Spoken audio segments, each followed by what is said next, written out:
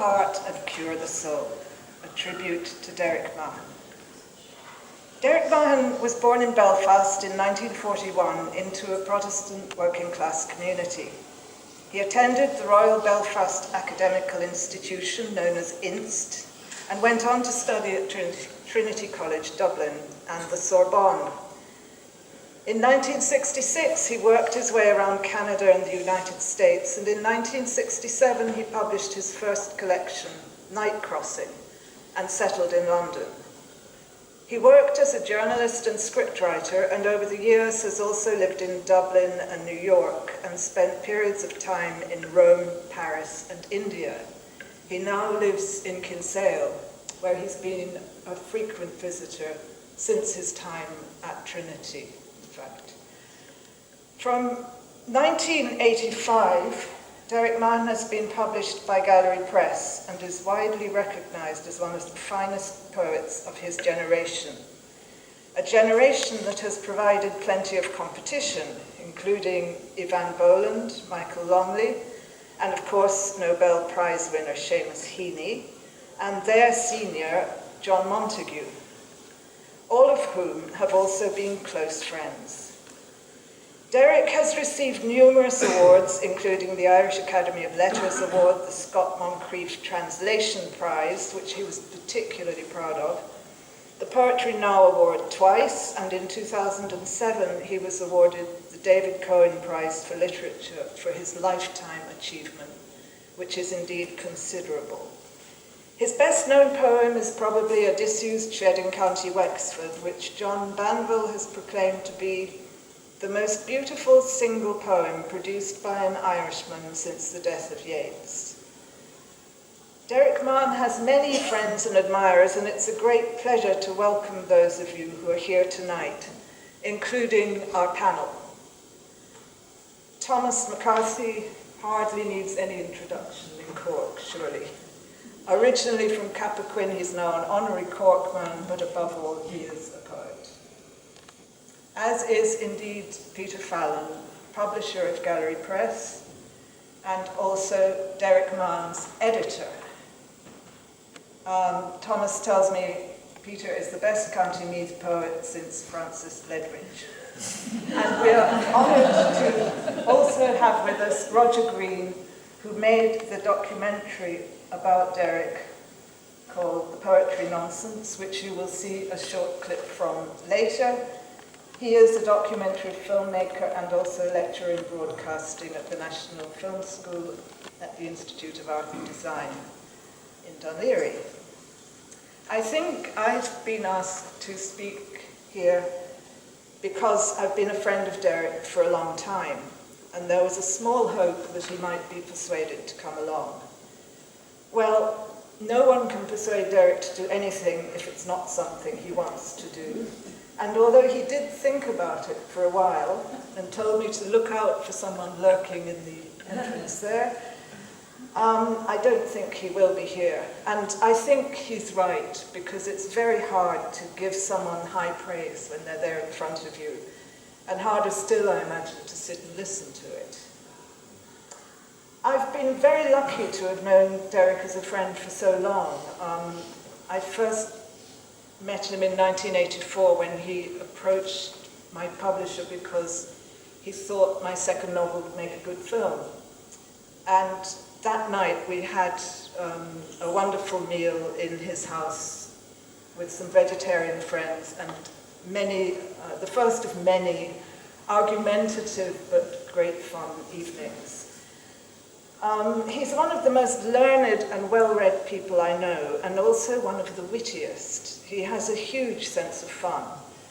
He's the most loyal of friends and goes to great lengths to try to help people he likes, as many younger poets will confirm, including Harry Clifton and no doubt some people in this room. It's not easy being a poet in this day and age, but Derek has stuck at it over the years, and neither has it been easy making a living. He is, as he says, temperamentally unsuited to being an academic, so a university job was out, and he came to resent the demands of weekly journalism when he was reviewing regularly.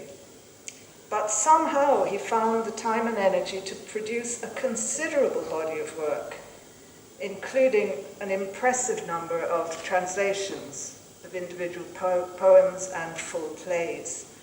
He's very much a man of the world, well-traveled, cosmopolitan, astute. I once called him Machiavellian in a light-hearted way, and was interrogated for months afterwards as to exactly what I meant by that, exactly what. I think what I meant was that he intuitively knows what's going on in the world and how to get the best out of a situation in a way that is quite opposite to the stereotype of the dreamy poet in the ivory tower.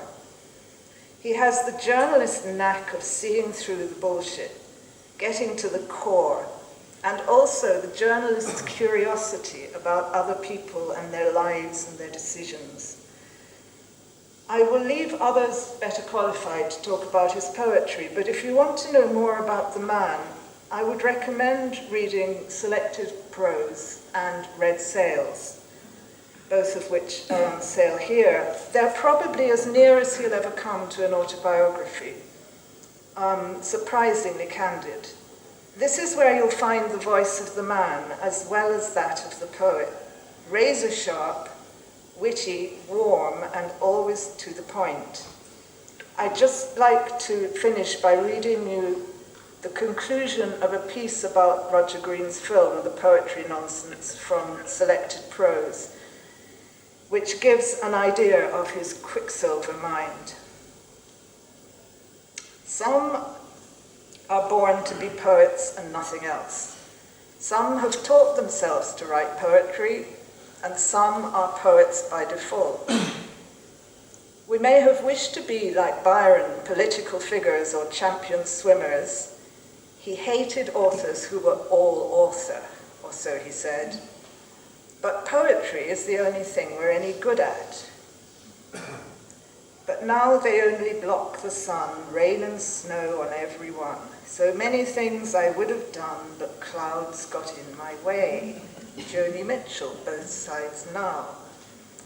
So many things I would have done.